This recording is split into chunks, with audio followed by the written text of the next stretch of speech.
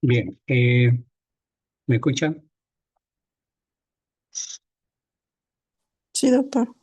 Ok, bien la imagen, ¿no? Entonces, hoy día nos corresponde hacer la teoría de enfermedades parasitarias de la piel. Dentro de las enfermedades parasitarias de la piel hay varias entidades. Las más frecuentes son la escabiosis, la pediculosis, la tungiasis, la larva migra. Son enfermedades de tipo parasitario, pero las más comunes, las que vemos frecuentemente, son la escabiosis y la pediculosis. Entonces vamos a empezar desarrollando lo que es la escabiosis y vamos a ver que la escabiosis es una enfermedad de tipo parasitaria eh, muy frecuente a nivel mundial. Tiene una serie de sinónimos en los libros, ustedes lo van a ver y pueden encontrar como este es sarna, como acarosis. También lo pueden encontrar en algunos libros como carranchín, picor de campo, picor de tienda de campaña. En algunos libros hablan de rascarrasca, otros hablan de siete luchas, es decir, tiene varios sinónimos. Lo cierto es que es una enfermedad de infecto contagioso de una gran prevalencia a nivel mundial. Si considera que a nivel mundial hay unas 300 millones de personas que están afectadas en el mundo, y esto va cada vez aumentando progresivamente conforme ocurre una serie de eventos a nivel mundial. Esto generalmente condicionado por factores de riesgo, por ejemplo, el hacinamiento, ¿no? El hacinamiento que se producen, por ejemplo, en estos procesos de conflictos, sobre todo de tipo bélico, donde hay acumulación de personas en refugios, en zonas de seguridad, y entonces se hace un hacinamiento, y estos generalmente son condiciones para que esta enfermedad se haga mucho más extensa, mucho más exuberante. La pobreza, la desnutrición, también tiene que ver mucho con esto, la promiscuidad sexual y lógicamente todo esto condicionado por malas condiciones de tipo higiénicas, donde las cuestiones de salubridad van a ser muy deficientes debido a todas estas circunstancias que suceden. Este cuadro clínico está condicionado por un ectoparásito que se llama el ácaro Sarcoptes scabiei. Ustedes van a leer que hay varios tipos de ácaros, pero el que produce la escabiosis es el Sarcoptes scabiei. Y como les decía, tiene una distribución de tipo mundial. Y ya les decía que tiene una gran relación con epidemias que están relacionadas con lo que estábamos mencionando.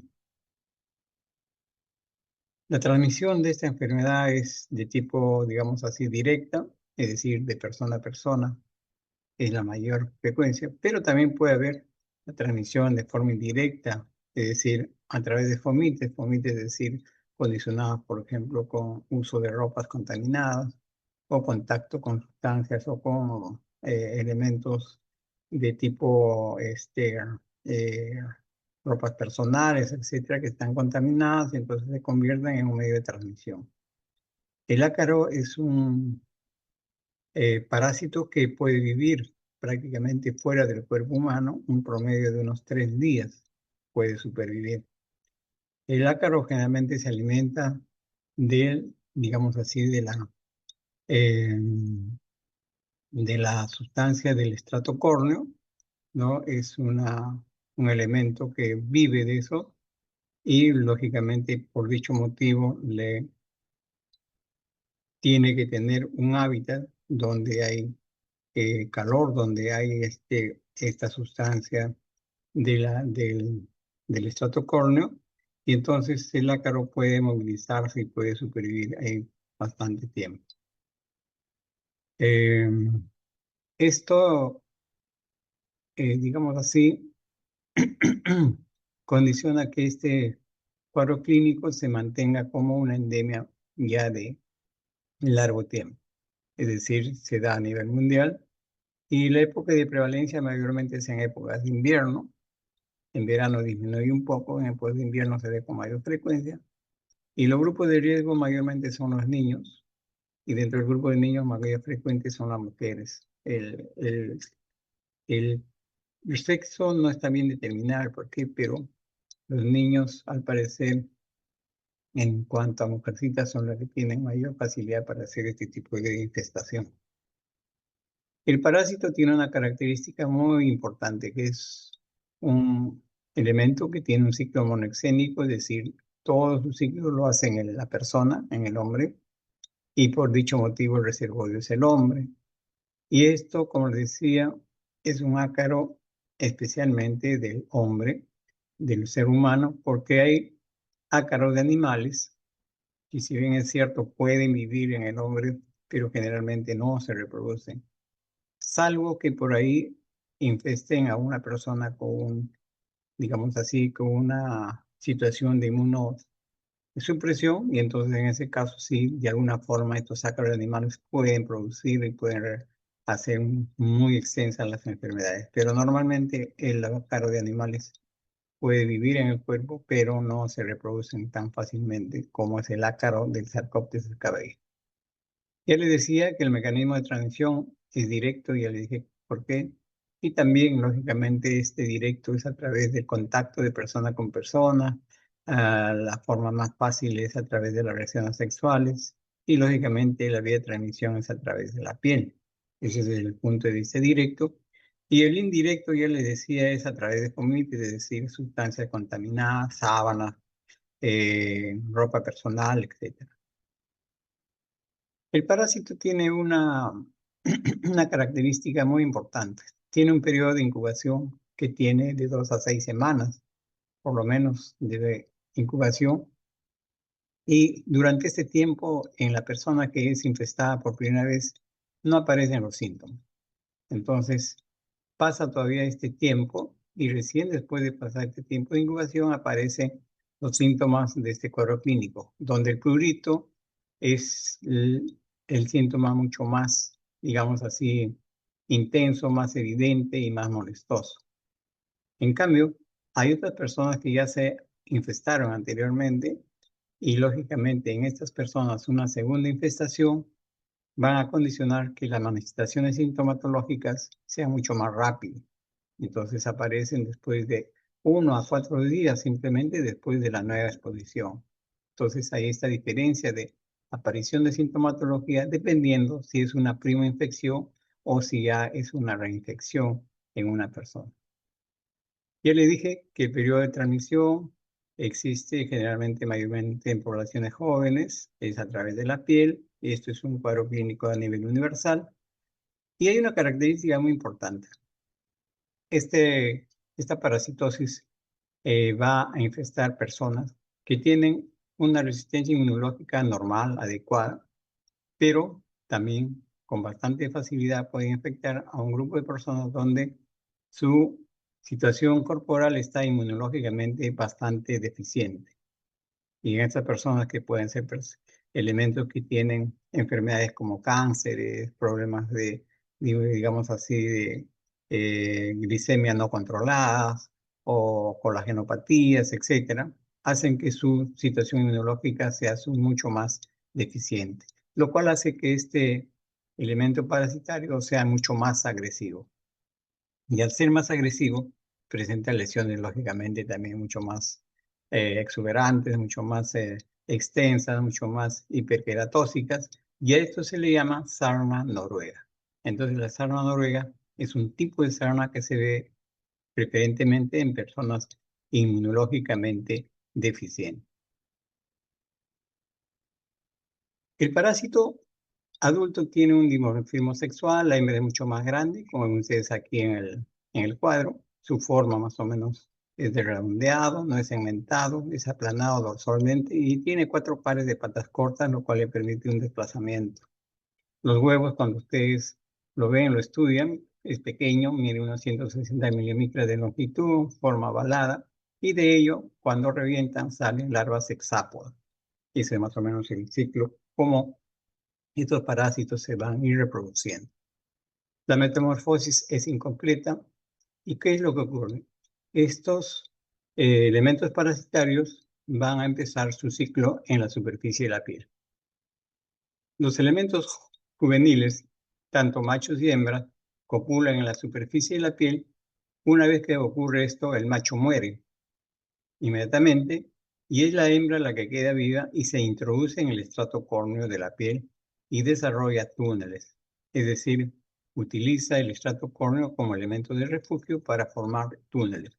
Y es en estos túneles donde la hembra va depositando huevos progresivamente, en un promedio de 2 a 3 al día, y que en un transcurso de una semana o 2 semanas llega a depositar aproximadamente entre 30 a 50 huevos. Entonces, el estrato córneo es el lugar donde está la queratina y es el lugar donde se desarrollan los túneles y ahí se van a depositar estos huevos que la hembra los pone progresivamente. Una vez que la hembra ha depositado los huevos, también termina su ciclo y vive más o menos unos 4 o 6 semanas y muere generalmente en esa actividad en el túnel. Y como dijimos anteriormente, ya depositados los huevos en estos túneles, eclosionan o revientan y lo que primero que aparecen son las larvas hexápodas. Estas larvas hexápodas se movilizan y emergen a la piel. Es decir, emergen a la piel a través de esos conductos del túnel que salen hacia la zona superficial a través de un orificio muy pequeño, brillante, y se transforman ya afuera en ninfas octópodas, más o menos en un tiempo que dura de 2 a 3 días. Entonces ya afuera, en la superficie de la piel, terminan o van terminando su ciclo, ya se transformaron en 100 ninfas octópodas, y estas ninfas octópodas mudan en 2 oportunidades antes de transformarse en adultos machos y adultos hembras. Entonces ahí terminan su ciclo, sus metamorfosis, y ya están preparados en la parte superficial de la piel para nuevamente cumplir su ciclo de cópula y todo lo que hemos venido desarrollando. Entonces, ¿qué ocurre cuando yo sospecho de una lesión por ácaros? Entonces hago yo una biopsia, ¿no? Para ver qué es lo que está pasando. Y esa biopsia me va a presentar más o menos una, digamos así, un cuadro que va a estar conformada por estas características. Hay una paraqueratosis. La paraqueratosis viene a ser un engrosamiento de la capa córnea, donde va a haber presencia de núcleos de células. Si ustedes revisan y se acuerdan en histología, la capa córnea no tiene elementos con células. La capa córnea es un elemento ya que tiene un fin solamente de depósito de células que ya cumplieron su finalidad, su desarrollo, y ahí solamente llegan ya células que ya no tienen núcleo. En el caso de este cuadro clínico, hay células que están en la capa córnea con núcleos, y entonces esto se llama paraqueratosis. Podemos ver en la parte de la dermis un infiltrado inflamatorio, es decir, podemos ver células que corresponden a linfocitos, a histocitos, a eosinófilos, es decir, un proceso de tipo inflamatorio. Yo hago una inmunofluorescencia, puedo ver a ese nivel epidermodérmico depósitos del complemento C3 en la unión de esa membrana, o sea, de esta membrana dermoepidérmica. Y si yo hago estudio de inmunoglobulinas, puedo ver modificaciones de inmunoglobulinas tanto de la A, de la A, de la E, la M y la G.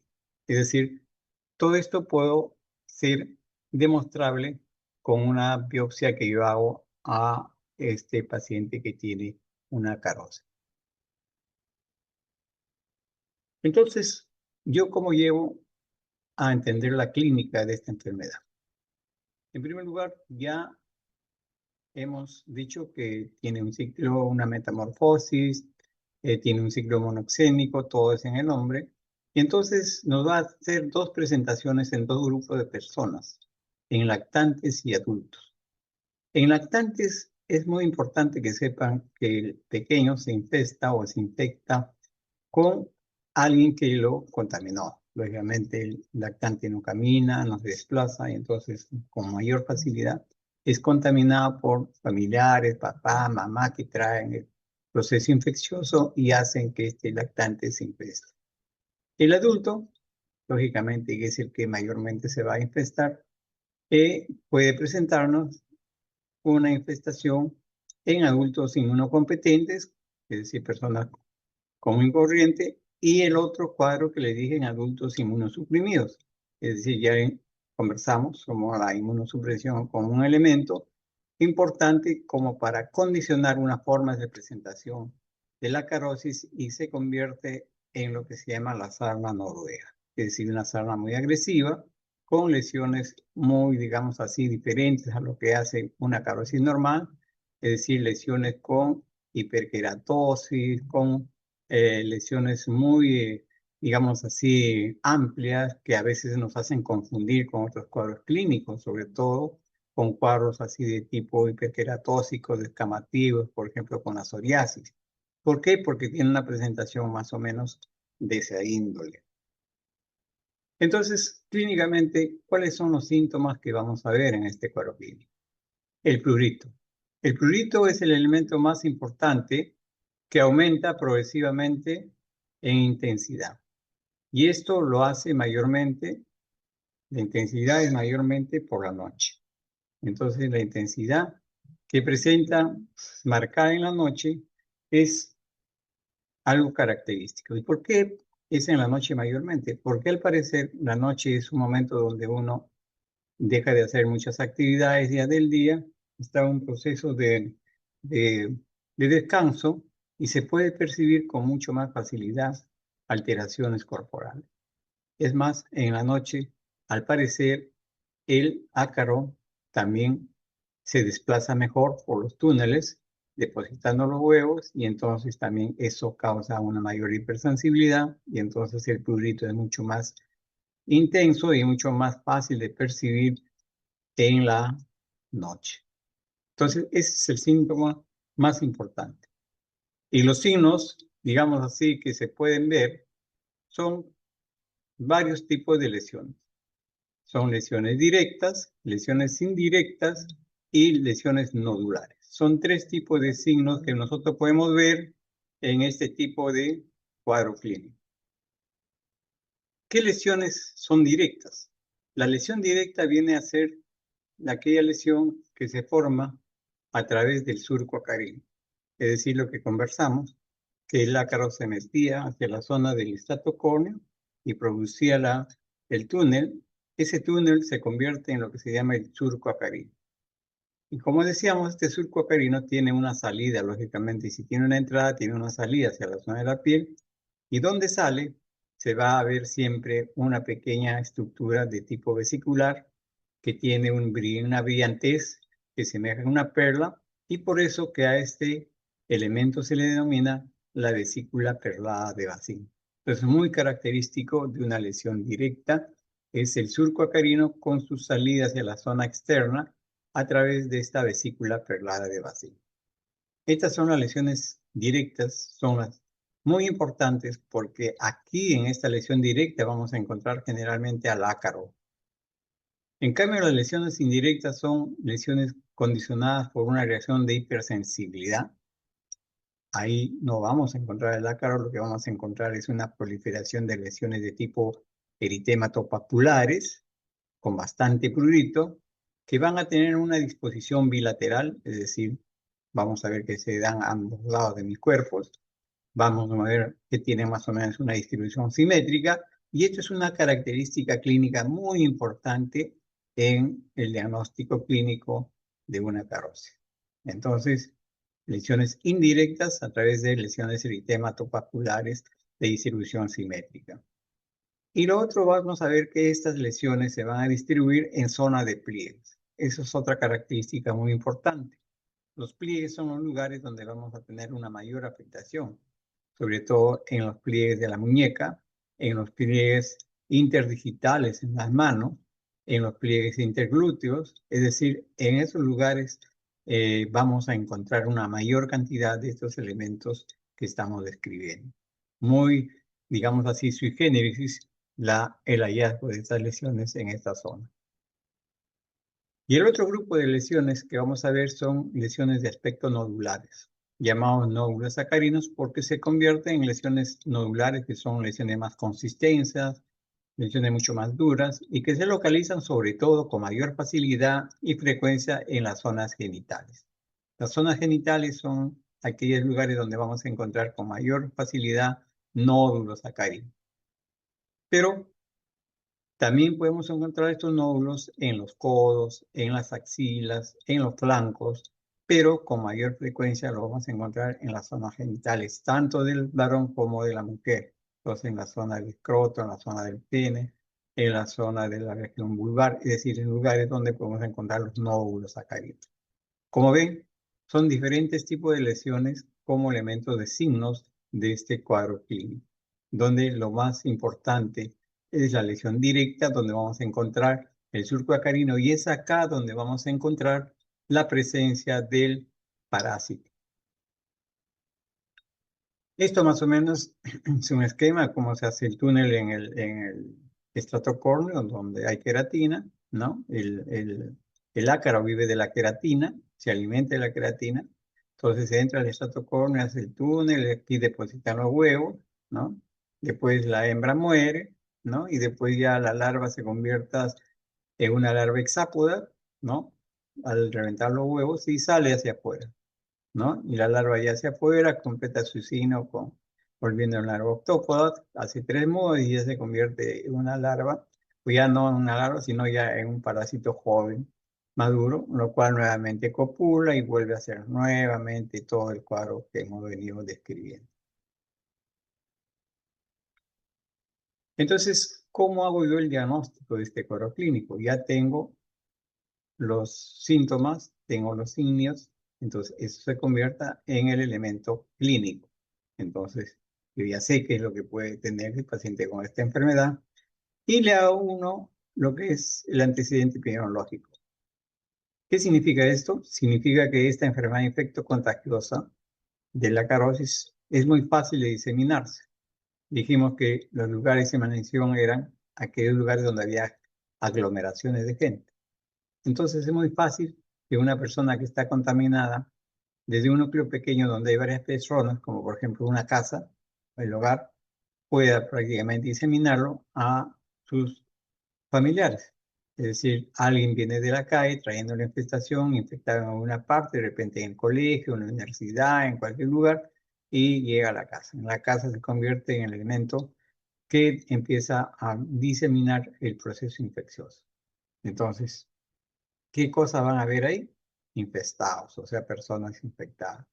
Entonces es muy importante que ustedes cuando tienen un paciente con esta sospecha pregunten si en el núcleo o en la familia hay alguien que más tiene picazón, que alguien tiene algo semejante a lo que tiene, y alguien le dirá, o el paciente le dirá que sí, de repente en mi casa, o de repente en el colegio, o de repente en el grupo de amigos, alguien también tiene algo muy parecido a mí. Entonces, esos son los datos epidemiológicos que me va a servir para yo hacer ya, digamos así, la unidad clínica con los signos y síntomas más este dato epidemiológico.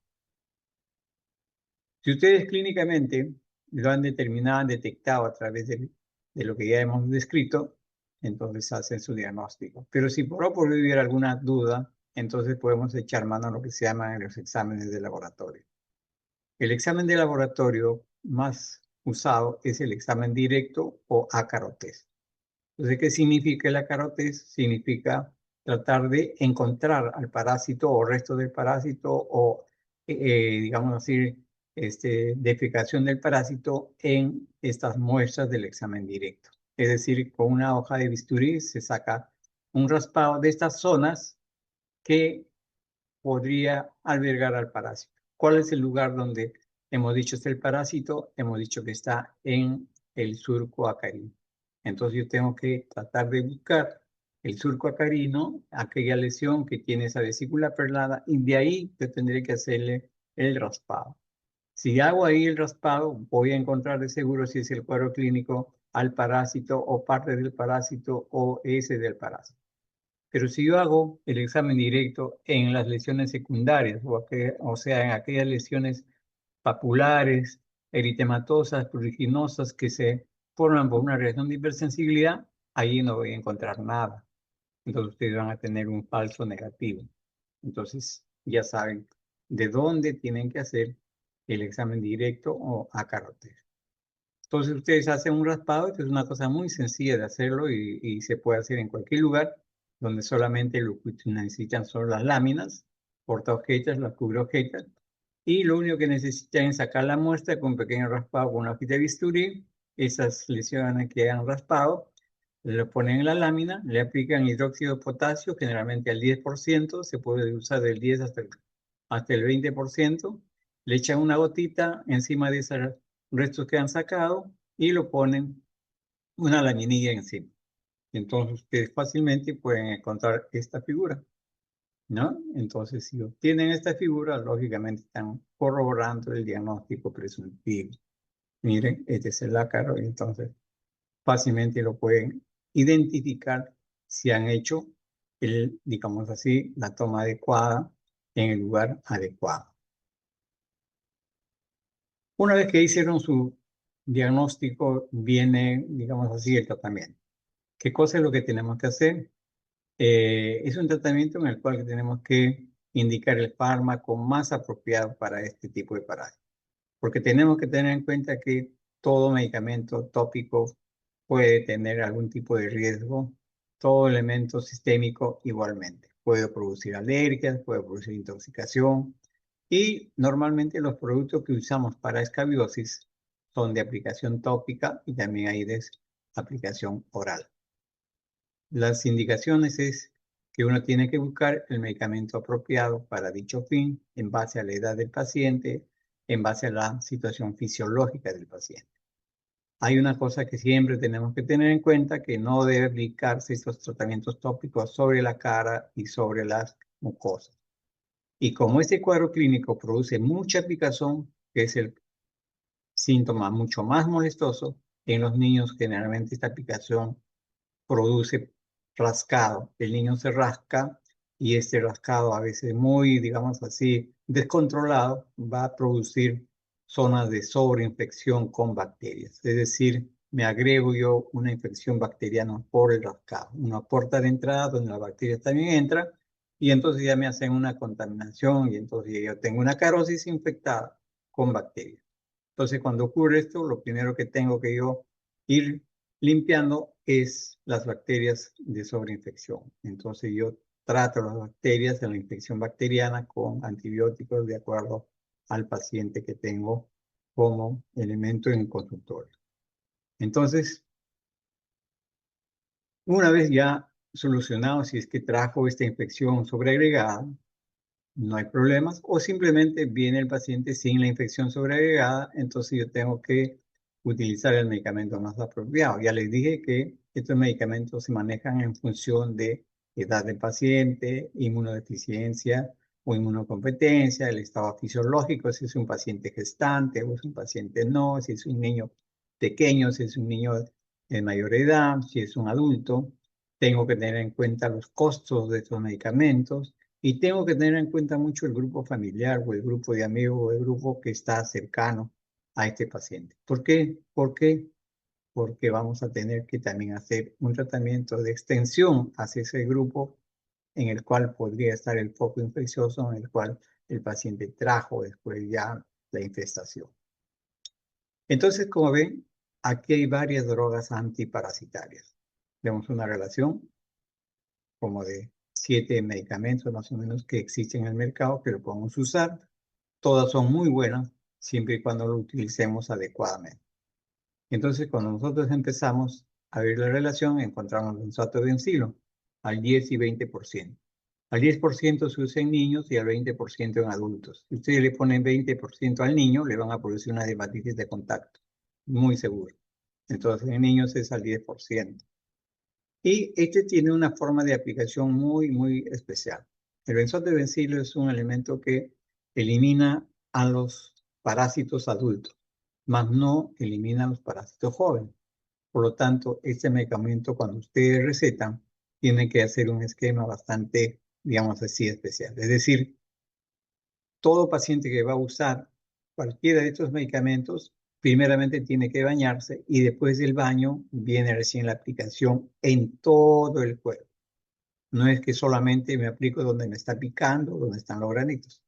tengo que hacer una aplicación desde el cuello hasta la punta de los pies. Ya vimos que no se aplicaba en cara ni en mucosas, por lo tanto, mi indicación será, usted se aplica la loción o la crema desde el cuello hasta la punta de los pies. Una vez aplicado esta loción o esta crema, el paciente debe permanecer con esa crema, generalmente es en la noche, se indica en la noche, 7, 8 de la noche, debe permanecer hasta el día siguiente. Hasta el día siguiente debe mantener el producto en el cuerpo y después de eso bañarse. Cuando se trata de benzoato de bencilo, tiene que bañarse y tiene que hacer la misma operación 5 días seguidos. Después de hacer 5 días seguidos, va a haber una pausa sin aplicación del producto por unos 5 días. Y después de cumplir esos 5 días de pausa, vuelve nuevamente a aplicarse en la misma forma 5 días más. ¿Y por qué hacemos esto? Hacemos esto porque ya les dije, el benzoato es un elemento que elimina formas adultas del parásito, más no las jóvenes. Entonces, cuando yo hago la primera aplicación, voy a limpiar el organismo de los ácaros adultos, pero los ácaros jóvenes no van a ser susceptibles en ese momento a este producto. Entonces, cuando yo apliqué la primera parte y después dejé 5 días sin aplicación de este producto, los elementos jóvenes en esos 5 días empiezan a ir madurando, es decir, de su forma joven llegan a ser elementos adultos. Entonces, ahí voy a aplicar la segunda parte y entonces voy a eliminar a estos elementos jóvenes que después llegaron a ser adultos. Entonces, de esa manera garantizo que me estoy, como se dice, limpiando de tantos ácaros, ya sea en estadio joven y estadio adulto. Esta es una característica de aplicación con este producto. La permetrina al 5% es otro producto. Se aplica igualmente previo baño, se aplica en todo el cuerpo y se baña después de 24 horas. A las 24 horas se vuelve a bañar. Este es un producto que se usa, en algunos libros van a ver que se usa semanalmente. Se puede usar en 2 aplicaciones o en 3. En algunos esquemas se refieren que se puede hacer 3 aplicaciones con un intervalo de 4 días entre aplicación y aplicación. Cualquiera de ellas tiene bastante efectividad. Lo que tienen que hacer ustedes es indicar bien al paciente, como dijimos anteriormente, baño previo y una aplicación total de todo el cuerpo, no solamente donde están las pequeñas lesiones o la zona de prurito. Todo el cuerpo debe ser impregnado como si uno estuviera pintando el cuerpo. Otro producto es el hexacloruro de gamma benceno, que esto es también un producto muy bueno que se utiliza de la misma forma que el benzoato de bencilo, pero no con un ciclo repetitivo, sino 5 días de aplicación seguida es suficiente. Entonces, esto podemos usarlo, también es buen producto, sobre todo en adultos, pero no está indicado en niños ni en gestantes, porque puede producir fácilmente neurotoxicidad. Debido a este efecto secundario, este hexacloruro benceno no lo usamos en niños pequeños ni tampoco en gestantes. La vaselina sulfada es una vaselina sulfada al 5%, es un producto muy antiguo. Antes se utilizaba esto bastante porque el azufre era lo único que a veces existía desde hace muchos años, desde cuando digamos así, se empezó a manejar esta escabiosis, que la escabiosis pues tiene una antigüedad muy de muchos años, está referido en los libros que desde el 1600 más o menos y picos, ahí fue identificada por primera vez y desde esa época pues ha tenido múltiples formas de eliminarlo y el azufre era uno de los medicamentos usados en la eliminación de este parásito. Y entonces la vaselina sulfada al 5% es un producto excelente, se aplica igualmente y en la forma anterior que les dije entonces da muy buenos resultados. Digamos así, la contraparte es que el azufre es una sustancia amarillenta. Entonces, cuando se impregna en la piel queda de un tono amarillento y esto a veces estéticamente es algo muy no deseado con un paciente. Entonces, por eso que la vaselina sulfada a veces no se utiliza actualmente ya muy frecuentemente como era antes, pero sí es un producto muy barato, porque esto cuesta muy barato. Y cuando hay digamos así, un tratamiento de grupos grandes donde no hay posibilidades económicas, se puede usar esta vaselina sulfurada al 5%. El crotamitón es otro producto al 3% que se usa excelentemente en niños, sobre todo en pequeños. Este es un medicamento muy efectivo en niños muy pequeños. Igualmente, el tratamiento es tal como hacíamos para los anteriores productos, como el reclorobenzeno, 5 días seguidos, previo baño, dejar el producto 24 horas y después bañarlo, y da muy buenos efectos. El tiabendazol es un medicamento, un antiparasitario oral, la ivermectina igualmente. La ivermectina lo usamos hace bastante tiempo, lo usamos en gota, ¿no? Y generalmente se utiliza la ivermectina en un promedio de 200 microgramos por kilo, más o menos lo que significa una gota por kilo de peso, y se repite generalmente a la semana, es decir, es un tratamiento semanal por vía oral. La ivermectina, ustedes habrán escuchado que se está usando para el COVID, lógicamente, ¿no? Pero es un producto que desde mucho antes se utiliza para acarros. Lo que produce la ivermectina hace una hiperpolarización y paraliza el ácaro. Y de esa forma el ácaro prácticamente muere. Entonces, este es un medicamento que lo podemos usar en pacientes adultos, no está indicado en niños, en pequeños. Y como les decía, pues entonces yo tengo muchos medicamentos acá.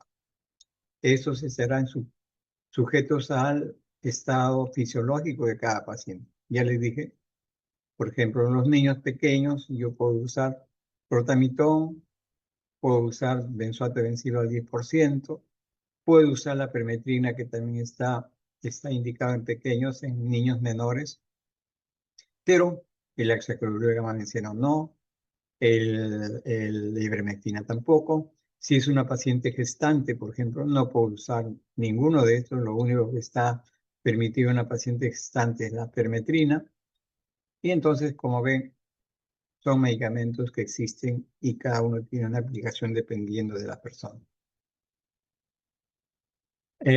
Aquí hablamos de un tratamiento después de un intervalo de 7 a 10 días. Si los huevos sobreviven al primer tratamiento, se está relacionado con lo que les dije anteriormente, con el benzato-bencilo, ¿no? Ya les dije por qué se hacía 5 días, después se paraba otros 5 días para nuevamente hacer otro ciclo de 5 días de tratamiento. Entonces, lógicamente que estos tratamientos tienen que tener una vigilancia bastante estrecha de la persona, si son menores de edad, de los papás, porque son los que tienen que hacer el tratamiento de estos niños. Y ya les decía que no se aplican estos medicamentos tópicos en la cara ni en mucosas. Tiene que haber una aplicación normal, adecuada en cuanto a cantidad del medicamento. Y lógicamente estos medicamentos no deben ser manipulados por los niños porque muchos de ellos tienen efectos secundarios. Entonces, ¿cuál es lo importante de todo este cuadro clínico? Que tiene que haber siempre lo que se llama la educación a la población y la comunidad, porque este es un cuadro infeccioso que se transmite muy fácilmente. Por lo tanto, hay que hacer un diagnóstico temprano para evitar su diseminación y hay que hacer también un tratamiento de los casos que vienen a la consulta y también de los contactos. Eso es importante porque si no el paciente se cubre y si sigue en relación con esos contactos que sigan infestados, otra vez el paciente va a caer en una recaída. Por lo tanto, es muy importante en un grupo de niños, por ejemplo, donde hay alguien que está infectado y en el colegio son el foco, entonces tiene que haber un tratamiento de todos los niños que están, ya sea en el salón, en el colegio, para que pueda eliminar este tipo de agresividad por parte de estos ácaros. Entonces, ya el control del paciente y de los contactos es importante y del medio ambiente también es importante. ¿Qué hacer simultáneamente con el tratamiento? Lógicamente, hay que hacer un lavado de ropa para ver una desinfectación concurrente, hay que lavar la ropa interior.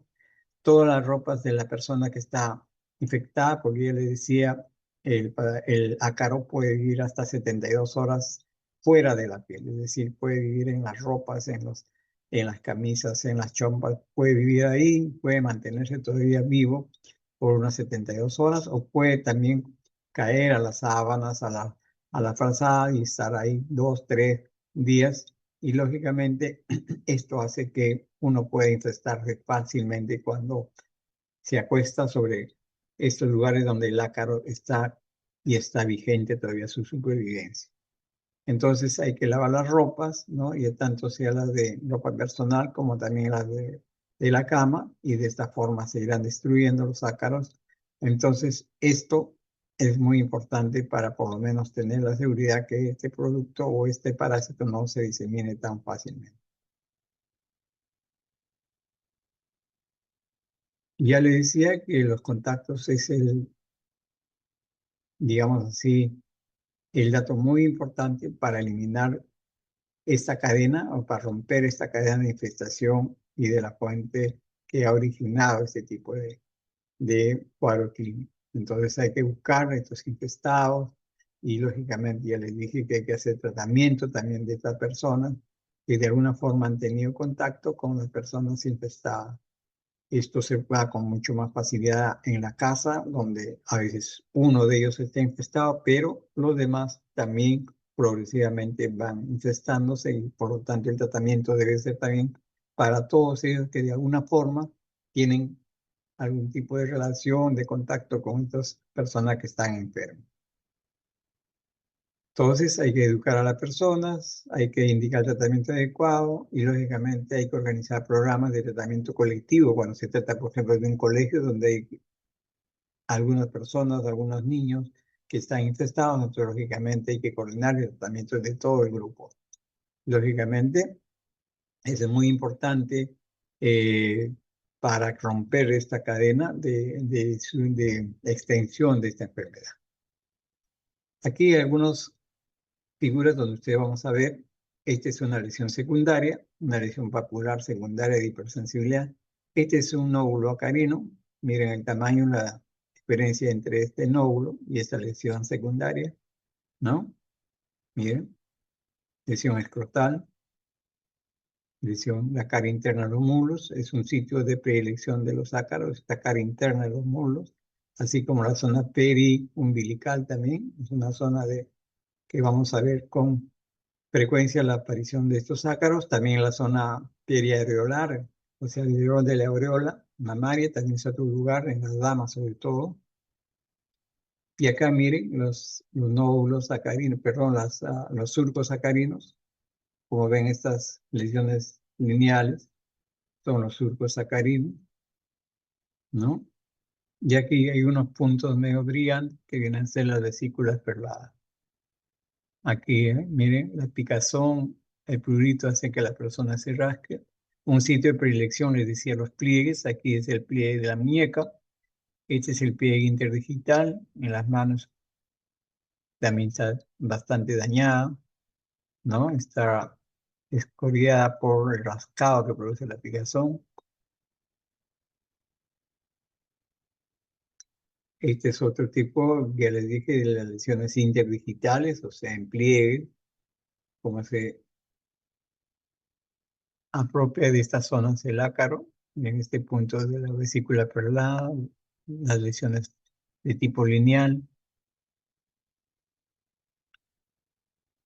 Esta es la infestación en un niño pequeño. Mira las lesiones eritematopapular aquí como un aspecto costroso. Está infestado todo. En el niño, el ácaro no lo perdona, lo invade totalmente. Todo el cuerpo es invadido por el ácaro.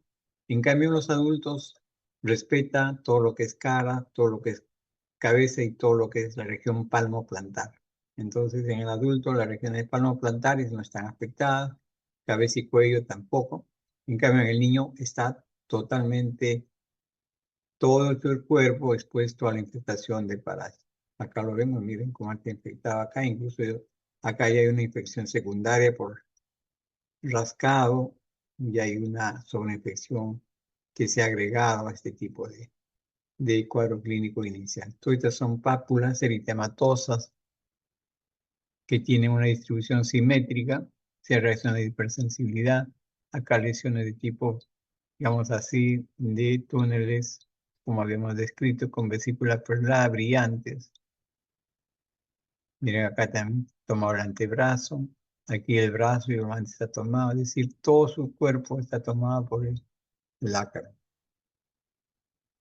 Esta es una lesión de tipo nodular en la región genital, igual aquí hay otro.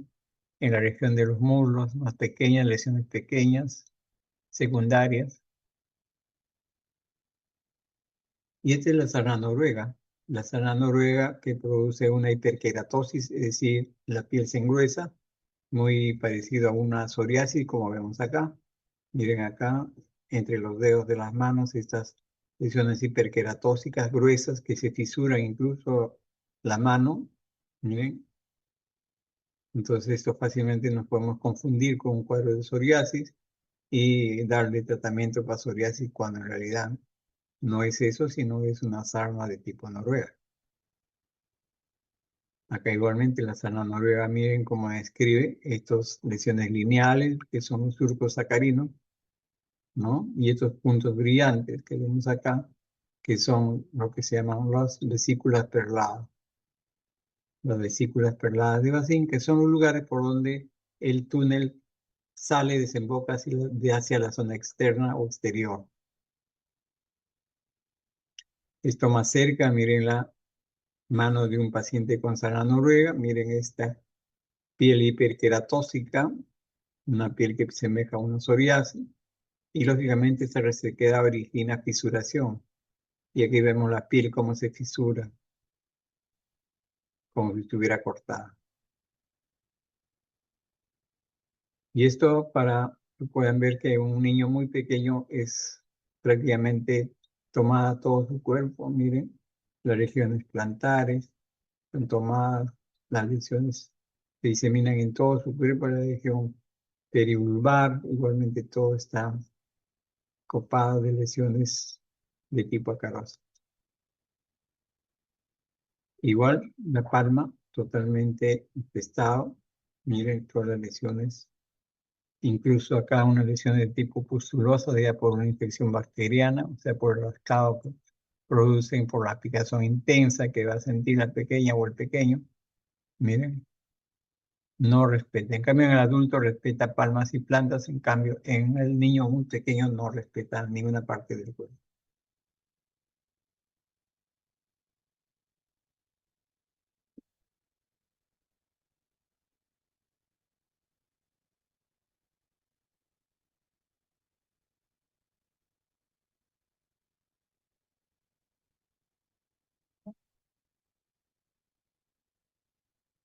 Bien, ven la otra imagen. Sí, doctor.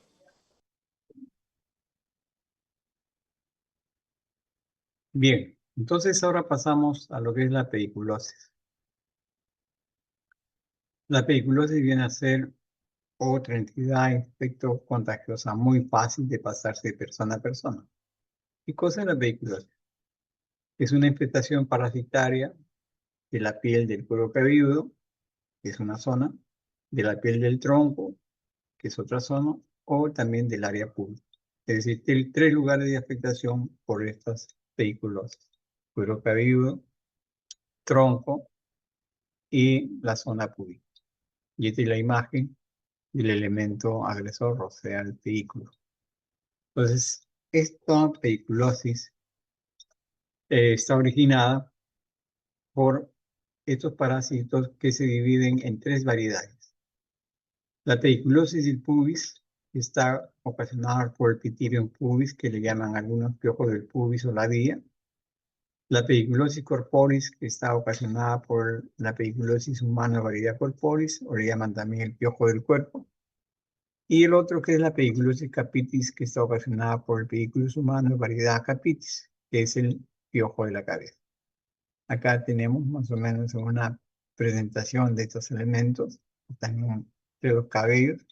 Acá estos son los cabellos.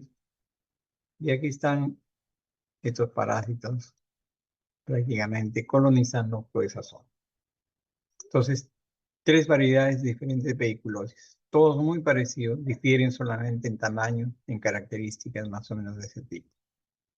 ¿Cuáles son los síntomas en forma general de estos tres tipos de variedades de pediculosis? El prurito, que es muy intenso, que con mucha frecuencia ocasiona rascado, que la persona que tiene esto se rasca tanto que se producen escoriaciones profundas en toda la zona que está afectada. Y que debido a este rascado muy intenso puede producir o presentar el pioderma o la piodermitis. Y la piodermitis hasta cierto punto viene a ser el signo que se presenta con más frecuencia en cualquiera de estas infestaciones. Aquí este cuero cabelludo, miren, con la infestación, lesiones eritematosas papulares, acá vemos las liendres que están en el cabello, es decir, todo esto conllevando una gran picazón. Entonces vamos a desarrollar las tres partes de este tipo de presentación de la pediculosis. Empezamos con la pediculosis capitis o el piojo de la cabeza. Esta pediculosis capitis puede afectar tanto a niños como a adultos, pero mayormente el grupo afectado mayor es el de niños, ¿no? Y esta infestación se transmite especialmente por un contacto directo con una persona que está infectada, es decir, por ejemplo, niños que juegan entre sí, ¿no? Juegan, se abrazan, chocan una cabeza con la otra y se infectan, pasan el parásito de uno a otro.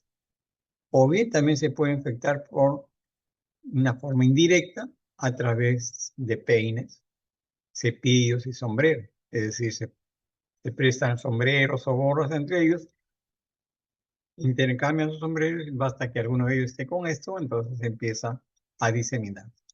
O los peines que también pueden estar infestados. Entonces este peine infestado igualmente se pide que pueden estar con los parásitos y usado por otra persona, fácilmente se pasa la infestación. Y lógicamente todo esto se va a condicionar porque va a haber también falta de higiene, falta de cuidado y entonces la infestación se hace mucho más fácil. Ahora, cuando yo me infecto, cuando uno se infecta, el periodo de incubación va a ser más o menos desde el contagio hasta la aparición de los primeros síntomas, un promedio de 15 días. Y después de 15 días que yo tuve contacto con ese parásito o que ese parásito entró a mi cuero cabelludo, recién me va a empezar a dar la sintomatología. Y la sintomatología, como le dije anteriormente, lo más importante y más fastidioso es la picazón o el prurito.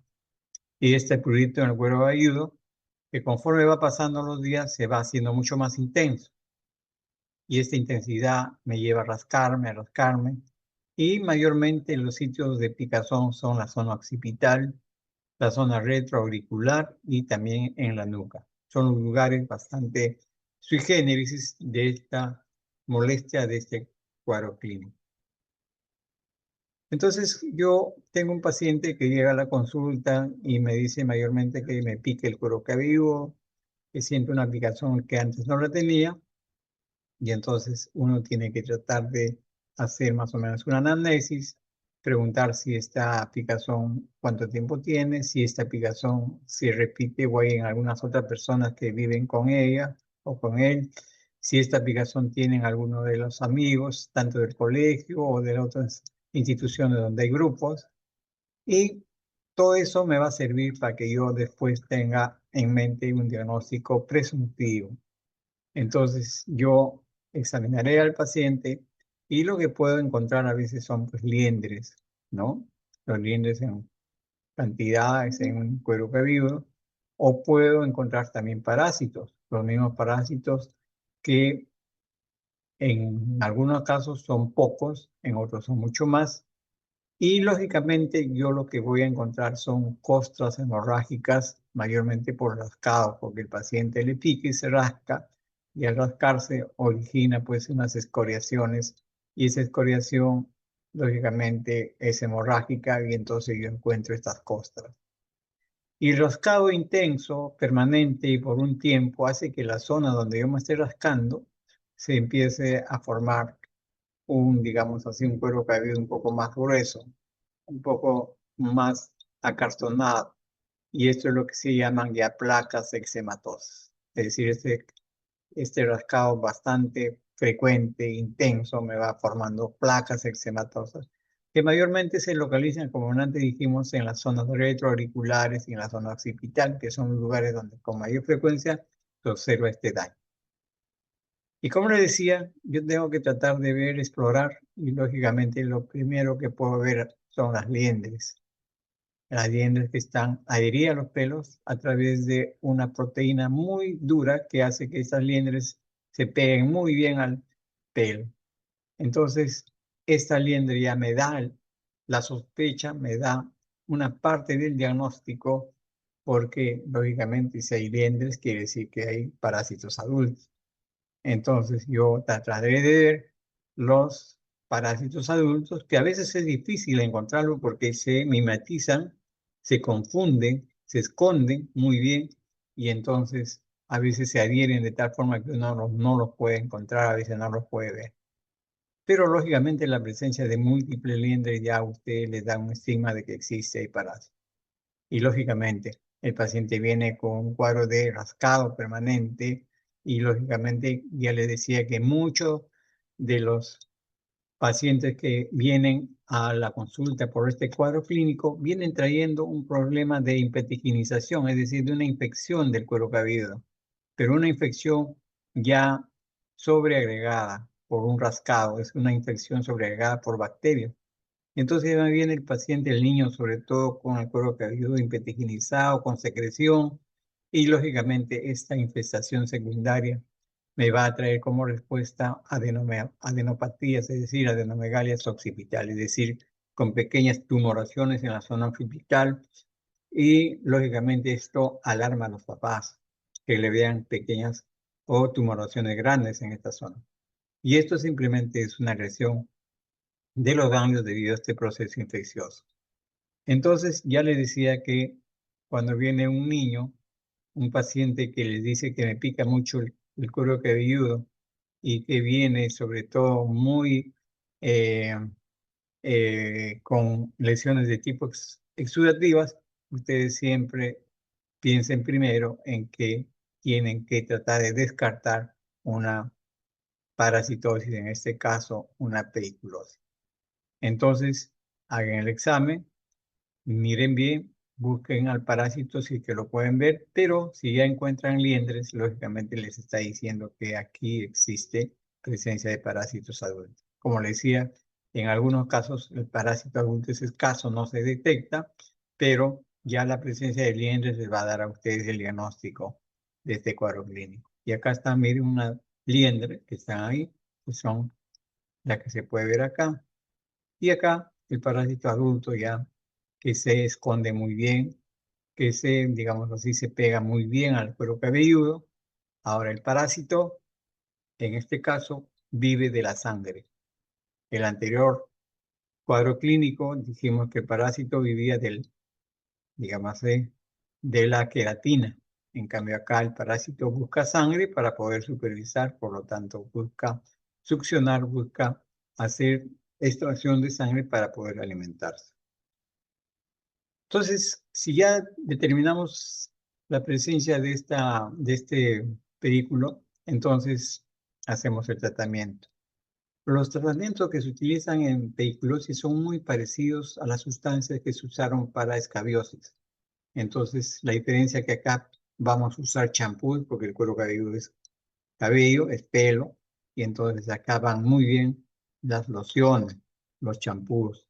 Entonces podemos usar champús en base al lindano al 1%, aunque yo les dije que el hexacloruro de benceno, que viene a ser el lindano, es neurotóxico, ¿no es cierto?, en niños pequeños y en gestantes. Por lo tanto, este lindano, que es el hexacloruro de benceno, no va a ser indicado en este grupo que les estoy mencionando. Pero sí, también hay permetrina al 1.5%, ya les dije esta permetrina sí está permitida en niños pequeños, está permitida en gestantes, y entonces este es el medicamento de elección en este grupo.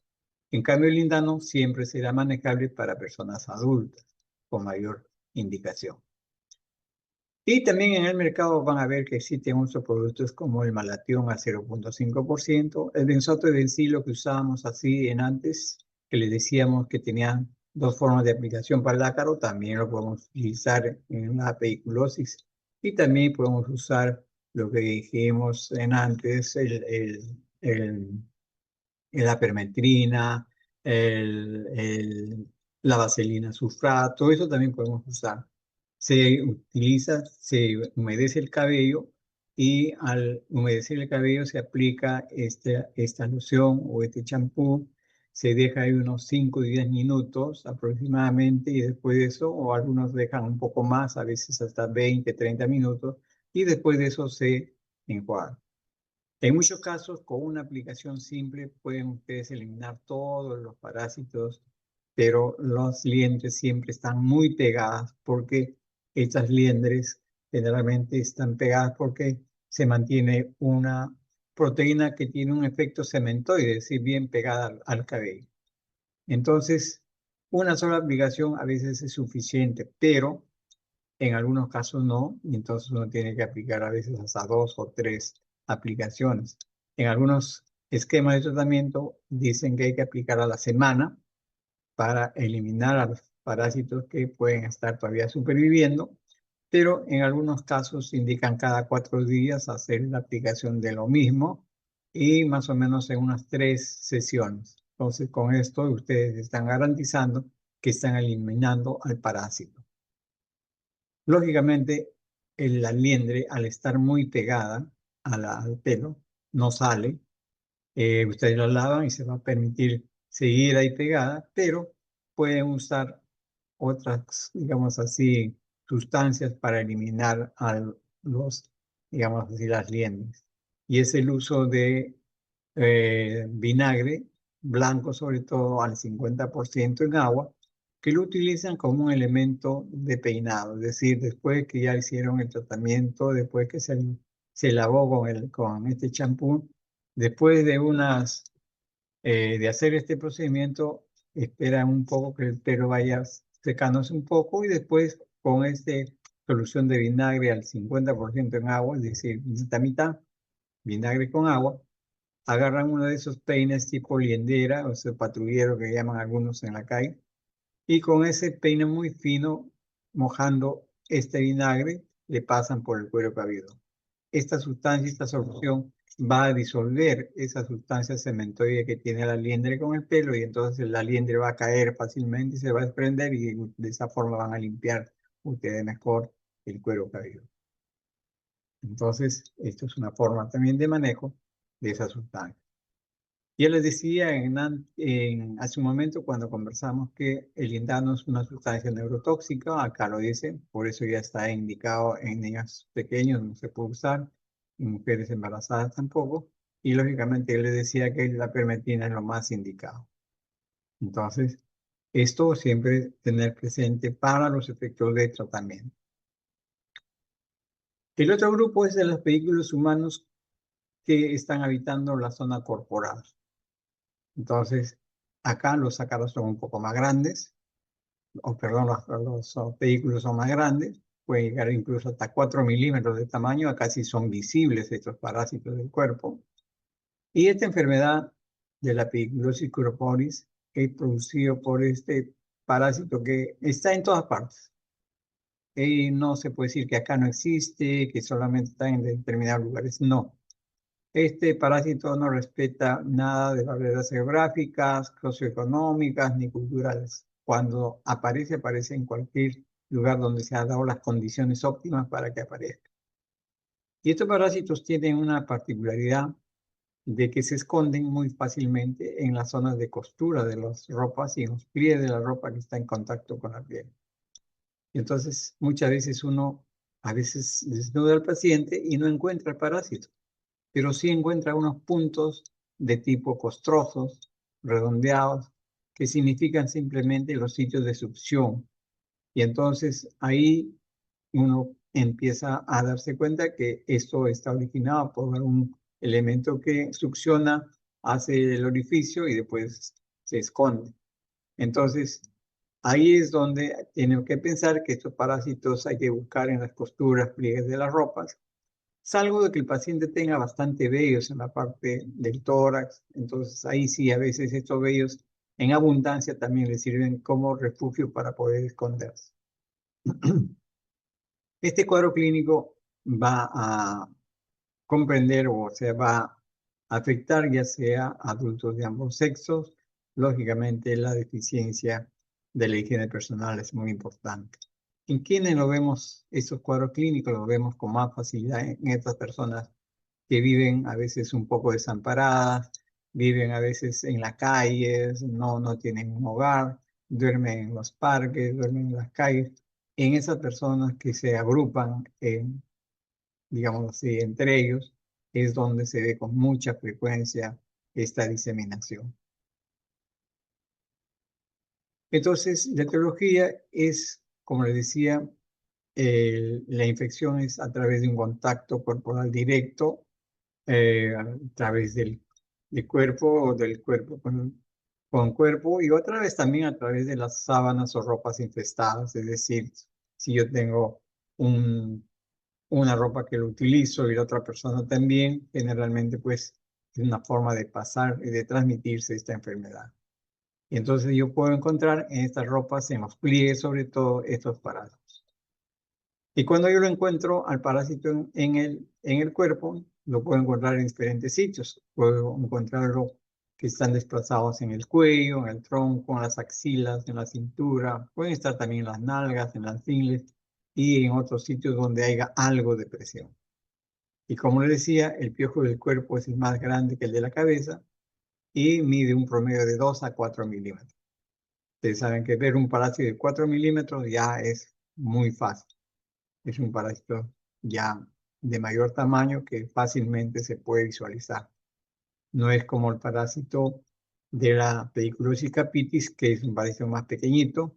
En cambio, estos son parásitos ya mucho más grandes, mucho más fácil de poder encontrar. Entonces, cuando yo tengo un cuadro de esto, yo hago el hallazgo de la clínica y entonces miro esto en la zona del tórax y puede ver lesiones eritematosas, ¿no? De tipo puntiforme, como vemos acá, mire, que simplemente corresponden a los orificios de succión creados por el parásito para sacar o para aspirar sangre para poder vivir. Entonces, estos son lugares de succión. Y después de la succión que hace el parásito, esta zona se inflama. Al inflamarse se levanta y dan la imagen como si fueran pápulas de tipo urticariforme, como si fueran jabones, pero son simplemente pápulas por el proceso inflamatorio que hay después de lo que el parásito succiona para obtener su alimento.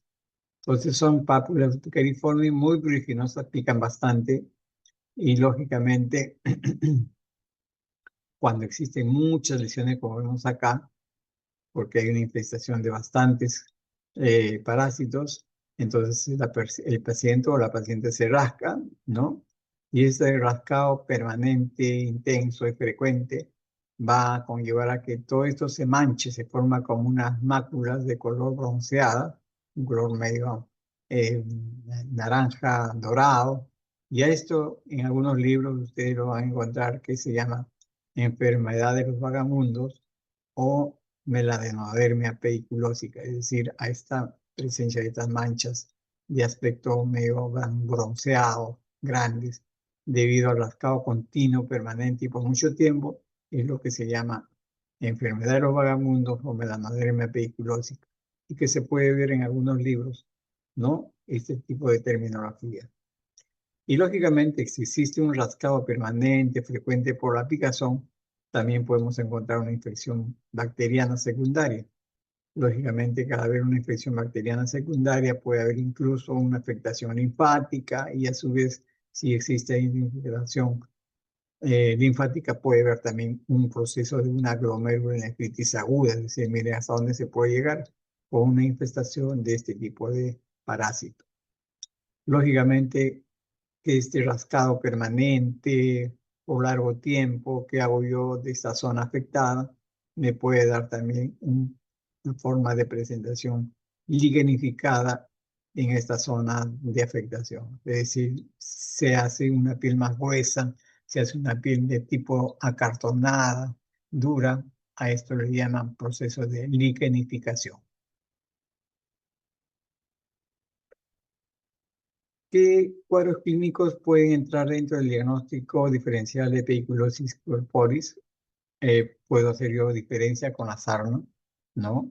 Acuérdense que con la sarna o escabiosis o carranchín o rascarasca, la sarna tenía lesiones eritematopapilares en todo el cuerpo, mayormente en la zona del periumbilical, en la zona axilar, entonces fácilmente yo también puedo equivocarme y entonces la sarna es un diagnóstico diferencial. La dermatitis herpetiforme igualmente es una de las lesiones de tipo vesiculares que pueden haber distribuidas así en la zona del tórax, la espalda, y lógicamente entra dentro del diagnóstico diferencial. Y la forunculosis, que son lesiones de los folículos que se hacen mucho más profundos en cuanto a su infectación, y entonces me pueden dar las forunculosis que también pueden confundirme, por eso que están dentro del diagnóstico diferencial. El tratamiento de este cuadro clínico, lógicamente, es, dijimos, una infestación que se da en personas muy características, donde no hay una higiene personal, en grupos así de personas que viven a veces en las calles, donde las condiciones de salubridad pues son mínimas, son casi nada. Y lógicamente, en estos pacientes lo primero que hay que hacer es cambio de ropa, de toda la ropa que tiene que estar infestada, ropa de las, ropa de la cama, del colchón si es posible, y lógicamente usar sustancias como hemos venido indicando.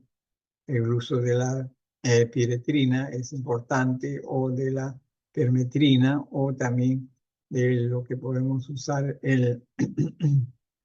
la vaselina sulfurada o el benzoato de bencilo al 20%, el hexaclorohidrogenado, todo eso se puede usar. Es decir, todos estos productos que se usan para la carosis también podemos usar en este caso para la pediculosis, pero lógicamente sabiendo aplicarlo.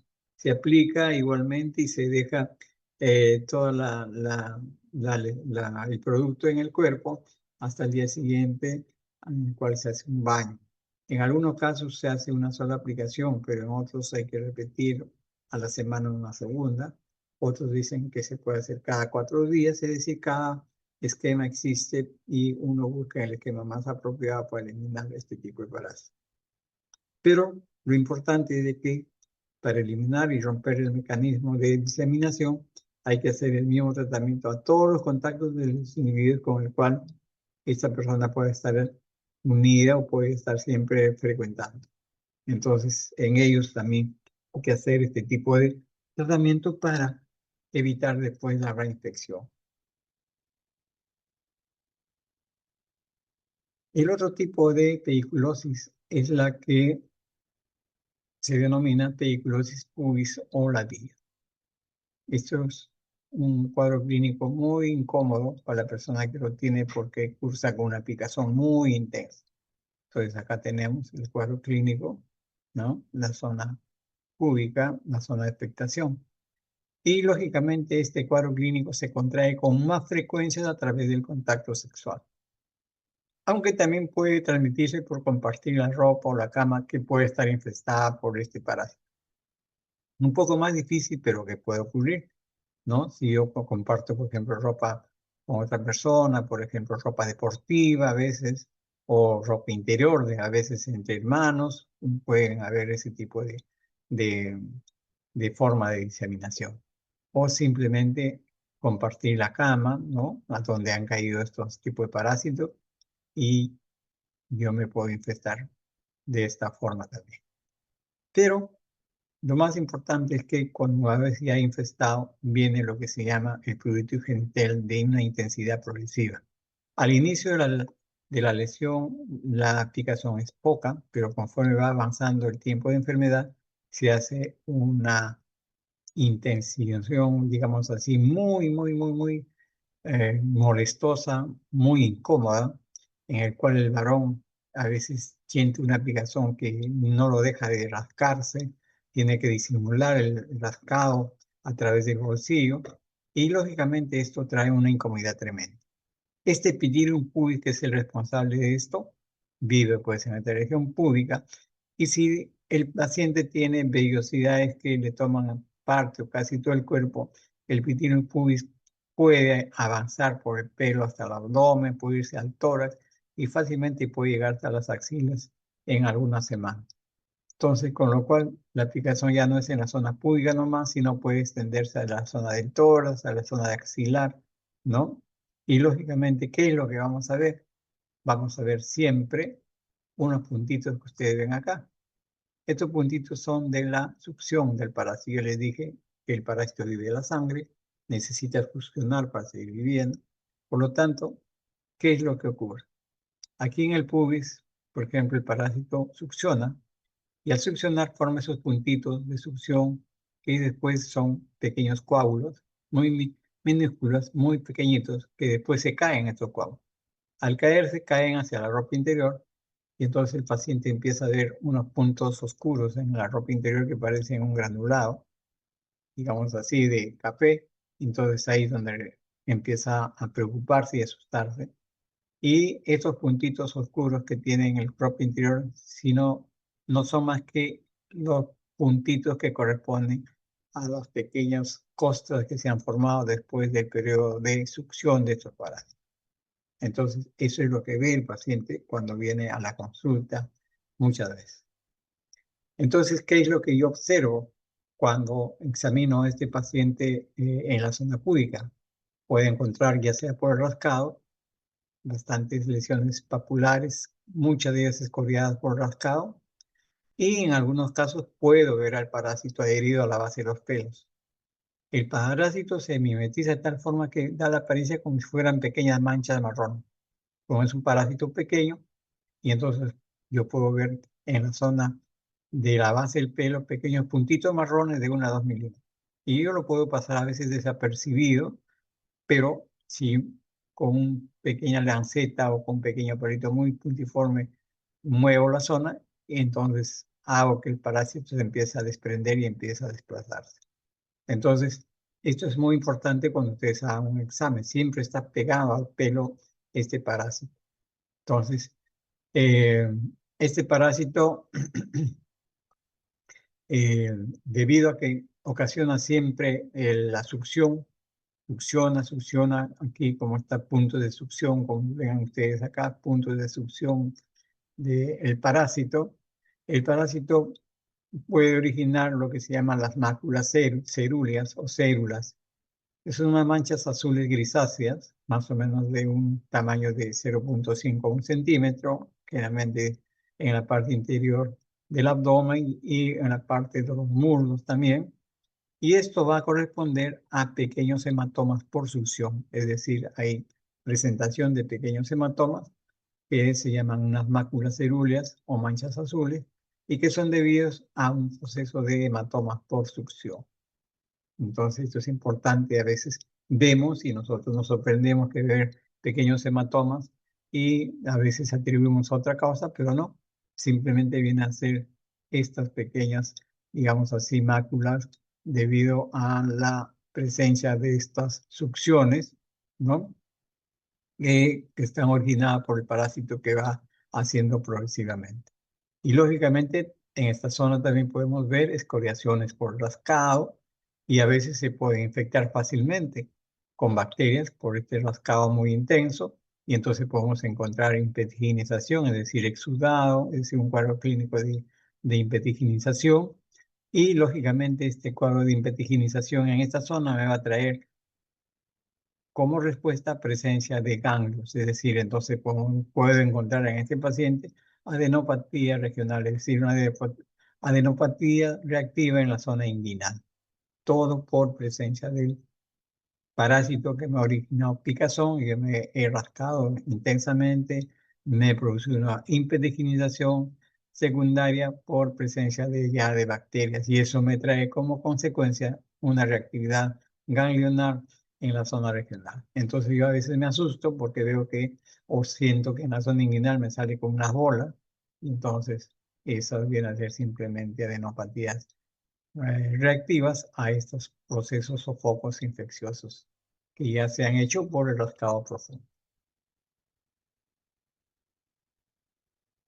Cuando se hace el diagnóstico clínico, por el diagnóstico mayormente son clínicos, lógicamente viene el tratamiento. El tratamiento es muy semejante a lo que hemos venido siendo para los cuadros anteriores. Hay que, digamos así, usar estos champús que hemos dicho, la permetrina, el malatión, el hexaclorobenceno o el lindano.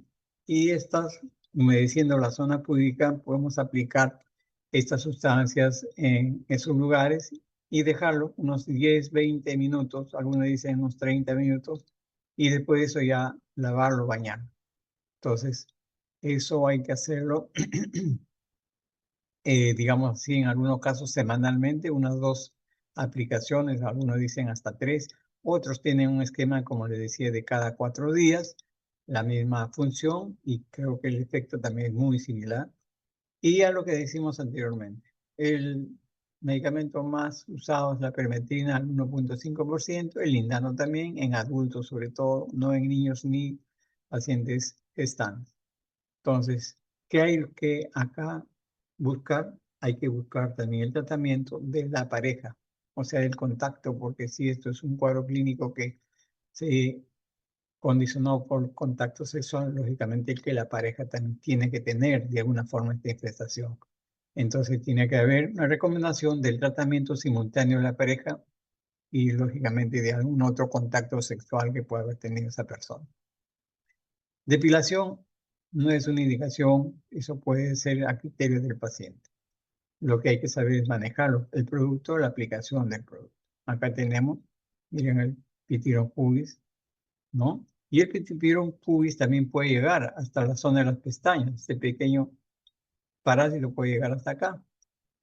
Por la promiscuidad que ya existe a veces, que es muy frecuente, entonces eso puede hacer que haya contacto de la zona ocular con la zona púbica y entonces se pueden fácilmente infestar con las ladillas que se adhieren a las pestañas. Si ocurriera esto, lógicamente, no, el tratamiento no es con estos productos, porque estos productos son irritantes, son productos que no se pueden aplicar en la zona ocular. Entonces tenemos que usar otro tipo de medicamento en base a, por ejemplo, vaselina. La vaselina va muy bien, se puede aplicar 2 veces al día. O en todo caso hay una sustancia que viene a través de una pomada oftálmica que se llama la fisostigmina al 0,025. Se aplica 2 veces al día durante 8 días y garantiza la eliminación de este parásito en la zona, digamos así, de las pestañas. Entonces, como es lógico, hay que hacer la prevención, la ropa interior, las sábanas, las toallas deben lavarse todas frecuentemente con agua caliente, hacerlo solear si es que hay sol o plancharlo bien para eliminar al parásito. Entonces, lógicamente, cuando nosotros tenemos un cuadro de pediculosis pubis, debemos también hacer un descarte de la existencia de otra enfermedad de transmisión sexual, porque no vamos a nosotros a solamente quedarnos tranquilos, porque si es una infestación a través de un contacto sexual, puede haber sido de repente una persona desconocida, ¿no? Y entonces podemos de alguna forma sospechar que podría haber de repente existencia de otra enfermedad de transmisión sexual, sobre todo de LUES o de sífilis, sobre todo de HIV, o sea, de enfermedad inmunodeficiencia, y por eso tenemos que pedir a todos estos pacientes que vienen con esta, digamos así, infestación, análisis para serología de HIV y para serología de LUES. Esa es una norma que está en el protocolo para todos los pacientes que vienen con estos cuadros clínicos. Entonces, el diagnóstico, ya saben, es clínico. Se hace a través de la observación y el hallazgo de las liendres y de, en todo caso, si encontramos el parásito adulto, eh, excelente, ya tenemos el diagnóstico. Entonces, hacemos nosotros siempre cuando tenemos estas 3 entidades, hacemos un diagnóstico diferencial también con 3 entidades muy particulares. Por ejemplo, cuando se trata de la pediculosis del cuero cabelludo, hacemos el diagnóstico diferencial con la dermatitis seborreica. Ese es su diagnóstico diferencial más puntual. Cuando es una pediculosis del cuerpo, el diagnóstico diferencial más puntual es con la sarna. Y cuando tenemos una pediculosis púbica, el diagnóstico diferencial mucho más, digamos así, puntual es con un eczema. Entonces son 3 diagnósticos diferenciales puntuales con los 3 cuadros clínicos que estamos desarrollando. Esto, bueno, son la clasificación internacional de la pediculosis. Aquí más o menos una forma de tratamiento de la loción del lindano cuando se utiliza en personas pequeñas. No se debe usar en menos de 2 años, pero lo recomendable es tampoco en niños, lo ideal es en adultos el lindano. Lo más importante y lo más frecuente es con la permetrina. Entonces se humedece el cabello y después de eso se aplica el champú y después de eso se va a retirar esta sustancia.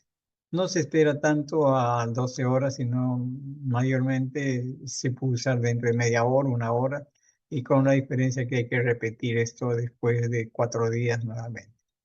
Aquí más o menos un lavado de cada 12 horas para solamente una aplicación.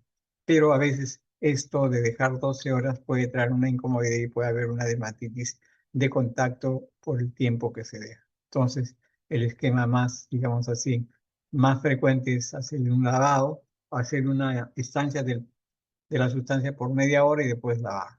Y volver a repetir el mismo procedimiento después de 4 días y más o menos 3 oportunidades. Entonces, el permethrin es el que es más indicado, ¿no?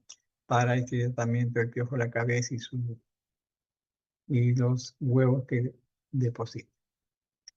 Entonces, estas son las conclusiones que hay que saber sobre pediculosis. Y decía, lógicamente, las recomendaciones más importantes son aquellos que se deben dar en las escuelas y el aseo personal es lógicamente lo más indicado. No usar pues peines, toallas de otras personas, ya que el contacto es prácticamente fácil, ¿no? El contacto a través de estas sustancias. Pero el contacto directo también es bastante fácil cuando hay personas que entre ellos juegan, se agarran, se pegan y entonces aparece este tipo de contacto directo, ¿no? Lógicamente, si hay un diagnóstico, detectan esta infestación los maestros, los profesores o los padres, entonces hay que confirmar el diagnóstico llevando al médico al centro más cercano y lógicamente ahí se le dará el tratamiento indicado y lógicamente si hay un niño que tiene esta infestación no debe ir pues al colegio porque si no al colegio va a contagiar a todos los demás. Más bien tratará de buscar el foco para que se pueda romper esa cadena de infestación. Y lógicamente hay que hacer un control periódico de todo el grupo donde se movilice esta persona enferma y lógicamente esto conlleva a la búsqueda del contacto en el grupo familiar o en el grupo que rodea a esta persona, ya sea en el colegio, en la universidad o en el grupo de amigos, con la finalidad de eliminar también estos contactos para que puedan esos contactos no seguir siendo focos de infestación y todos puedan curarse y de esta forma romper la cadena de infectación. Estas son las recomendaciones más frecuentes y sobre todo tienen que tener en cuenta esto. Lo más importante que debemos hacer es el examen, saber hacer un examen, hacer la detección del cuadro clínico y lógicamente la eliminación de estos elementos parasitarios y como última medida la prevención para evitar que estos cuadros clínicos se puedan diseminar tan fácilmente. Muy bien, y eso es lo que hay que hacer siempre por los niños. Ok, entonces yo creo que aquí podemos terminar este cuadro clínico para que vean el parásito.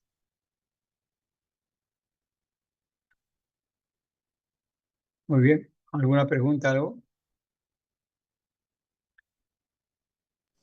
Todo claro, doctor. Muy bien, entonces nos quedaríamos acá ya hasta la próxima reunión y daríamos por concluido la reunión de hoy día. Muy bien, buenas noches con todos y nos estaremos viendo en una próxima actividad académica. Gracias, buenas noches. Buenas noches, doctor. Cuídese. Nos Gracias. vemos.